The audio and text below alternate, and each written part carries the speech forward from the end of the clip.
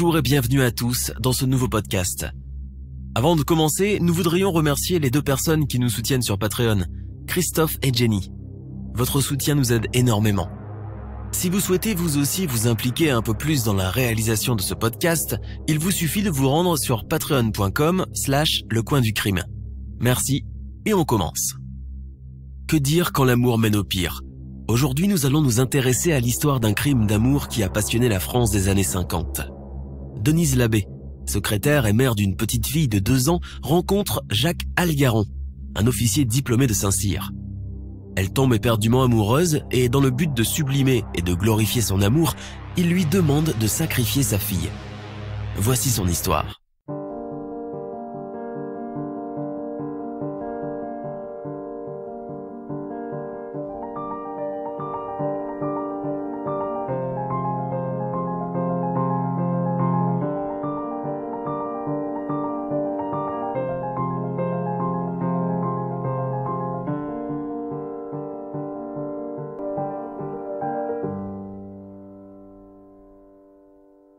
Denise Labbé est issue d'un petit village de Bretagne, à environ 12 km de Rennes, un village qui s'appelle Melle. Son père, le facteur du village, meurt noyé dans la rivière, alors qu'elle est très jeune. Il laisse derrière lui une femme et 4 enfants à charge. À 14 ans, orpheline de père, Denise doit donc travailler pour aider sa maman. Elle n'a pas le temps de traîner sur les bancs de l'école, elle est placée comme bonne à tout faire chez le boucher du village. On l'a dit sensible et joyeuse malgré les difficiles conditions d'existence. Le seul défaut de Denise est d'être jolie.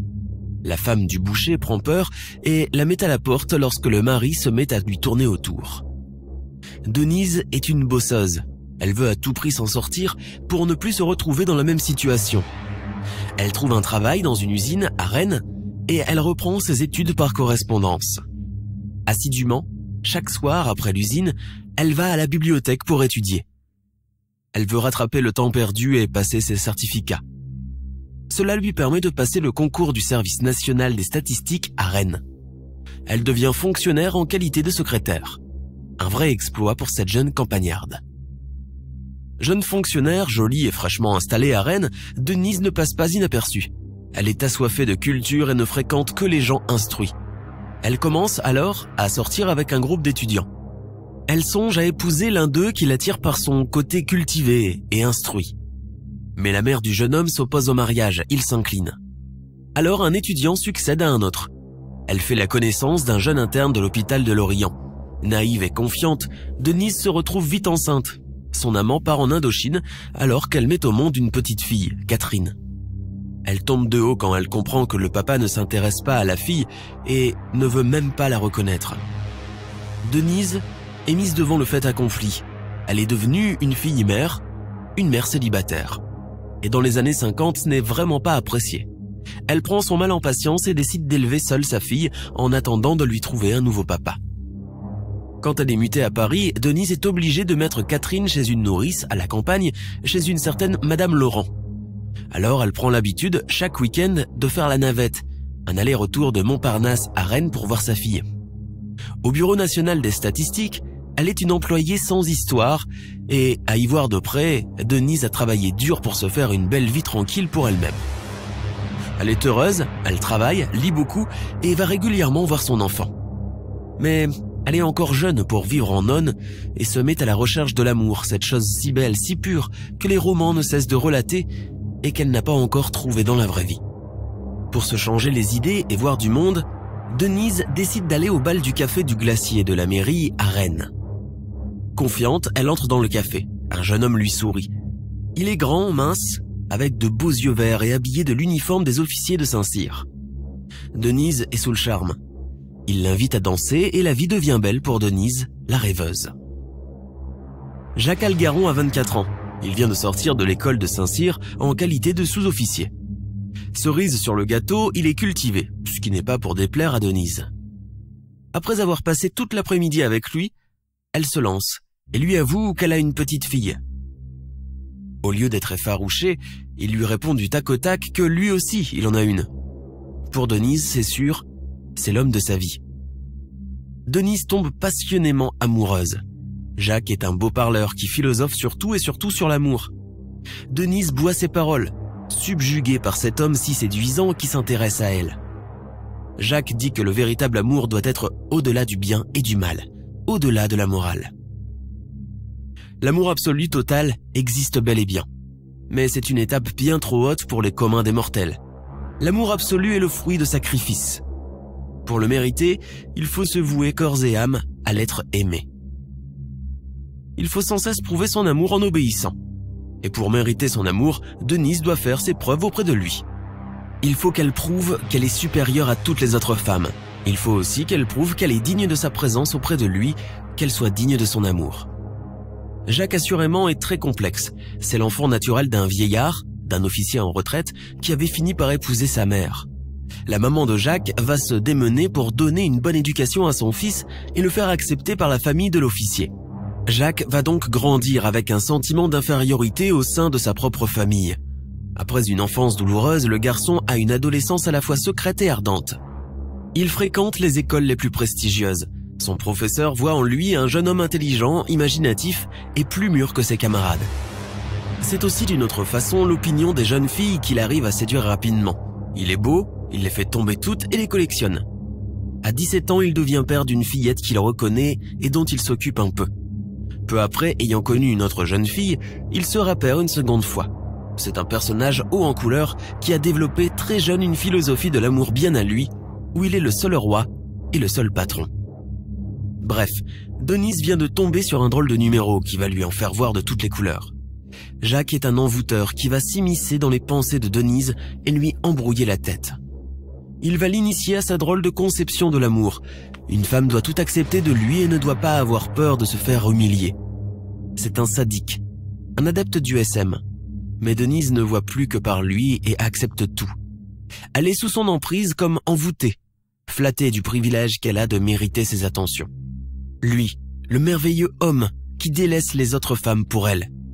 Jour après jour, elle va se plier de plus en plus à ses désirs, à ses caprices, à sa perversion. Il va lui demander de séduire d'autres hommes, de les ramener à la maison et de le tromper avec eux devant ses yeux. Elle accepte. Il lui fait des scènes de jalousie car il souffre de son infidélité. Elle accuse sans broncher. Pour ne plus souffrir, il la punit pour s'assurer de son amour. Bref, Denise est devenue totalement à sa merci. Devant son amant obsédé, elle a perdu toute réflexion logique.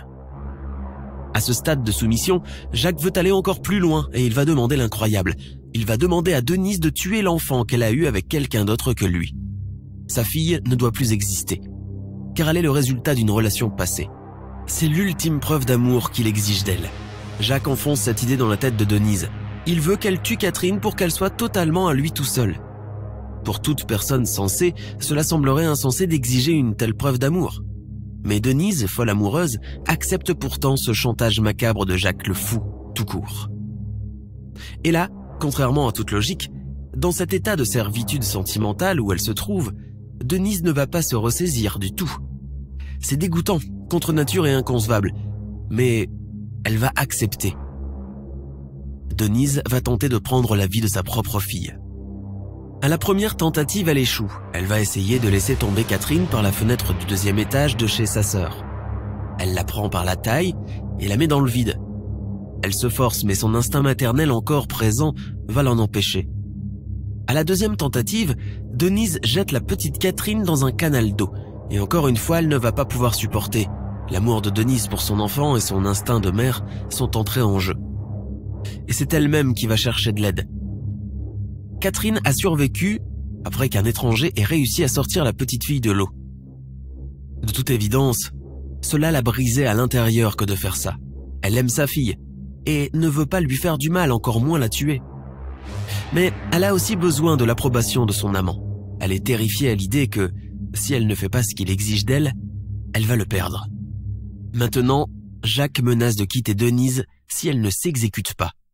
Totalement dépendante, Denise n'a plus d'issue possible.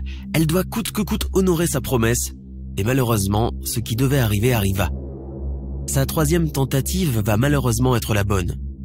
Denise va assassiner son enfant en la noyant dans une lessiveuse, une sorte de machine à laver de l'époque.